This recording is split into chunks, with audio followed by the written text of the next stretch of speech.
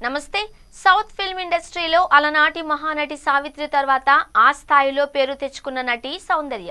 అందంతో పాటు అభినయంలో అభిమానుల్ని సొంతం చేసుకున్న సౌందర్య విమాన ప్రమాదంలో మరణించి నేటికి సరిగ్గా 22 ఏళ్లు పూర్తయింది. ఈ నటి ప్రమాదవశాత్తు చనిపోయినట్లుగా అందరూ భావించారు. ఇప్పటికీ కూడా అదే అనుకుంటున్నారు. అయితే నటి చనిపోయిన 22 ఏళ్ల తరువాత సౌందర్య మృతి కేసులో ఓ విలక్షణ నటుడి పేరు తెరపైకి రావడం ఇప్పుడు సంచలనంగా మారింది. అతనెవరో కాదు, ఆమెతో చాలా సినిమాల్లో కలిసి నటించిన టాలీవుడ్ నటుడు మోహన్ బాబు. ఇప్పటికే ఫ్యామిలీలో ఆస్తి గొడవలు, కొడుకులతో విభేదాల వల్ల పోలీస్ స్టేషన్ మెట్లెక్కిన మోహన్ బాబుపై మరో ఆరోపణ రావడం ఇప్పుడు అందరినీ ఆశ్చర్యానికి గురి చేస్తోంది. తెలంగాణలోని ఖమ్మం జిల్లాలో మోహన్ బాబు పేరిట ఒక ఫిర్యాదు దాఖలైంది. అతనికి నటి సౌందర్య మరణంతో సంబంధం ఉంది అని చెబుతున్నారు. యాదృచ్ఛికంగా ఈ దక్షిణాది నటి బాలీవుడ్లో కూడా సూర్యవంశం సినిమాలో అమితాబ్ బచ్చన్ సరసన రాధపాత్ర ద్వారా అందరి దృష్టిని ఆకర్షించింది. సౌందర్య కన్నడ, తెలుగు, తమిళ చిత్ర పరిశ్రమలో ప్రతిభావంతురాలైన నటి. ఏప్రిల్ 17, 2004న కేవలం 31 సంవత్సరాల వయసులో ఒక ప్రైవేటు విమాన ప్రమాదంలో విషాదకరంగా మరణించింది. మీడియా నివేదికల ప్రకారం సౌందర్య బీజేపీ, టీడీపీ రాజకీయ కార్యక్రమాలకు హాజరు కావడానికి కరీంనగర్ వెళుతున్నారు. ఆ సమయంలో విమానం కూలిపోయింది. దాని ఫలితంగా సౌందర్య, ఆమె సోదరుడు మరణించారు.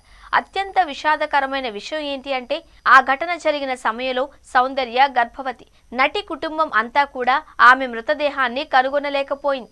ఈ సంఘటన జరిగిన 22 సంవత్సరాల తరువాత ఒక ఆరోపణను హైలైట్ చేసింది. సౌందర్య మరణం వాస్తవానికి ప్రమాదవశాత్తు జరిగింది కాదు అని హత్య అనే విమర్శలు వినిపిస్తున్నాయి. మోహన్ బాబుతో ఆస్తి వివాదం కారణంగా ఈ సంఘటన జరిగింది అనే ఆరోపణలు ఉన్నాయి. సౌందర్య, ఆమె సోదరుడు అమర్నాథ్ శంషాబాద్లోని జల్పల్లి గ్రామంలోని 6 ఎకరాల భూమిని మోహన్ బాబుకు అమ్మడానికి ఇష్టపడలేదు అని ఫిర్యాదులో పేర్కొన్నారు. అదే వివాదం ఆమె మరణానికి కారణమైంది అని వార్తలుస్తున్నాయి. మోహన్ బాబు తన 2 సోదరులపై భూమిని అమ్మమని నిరంతరం ఒత్తిడి చేస్తున్నాడు అని ఫిర్యాదుదారుడు ఆరోపించాడు. విమానం కూలిపోయిన తర్వాత ఆ నటుడు ఆ భూమిని అక్రమంగా కబ్జా చేసుకున్నాడు అని ఆరోపిస్తున్నారు. అయితే దీనికి సంబంధించి ఖచ్చితమైన ఆధారాలు చూపించడం లేదు. ఫిర్యాదుదారుడి పేరు చిట్టిమల్లు.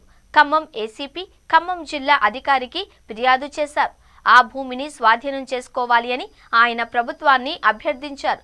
తదుపరి అభ్యర్థన ఏంటి అంటే ఆ భూమిని అనాథాశ్రమాలు, సైనిక కుటుంబాలు, పోలీసులు లేదా మీడియా కార్యనిర్వాహకులు వంటి సంస్థలకు ఉపయోగించాలి.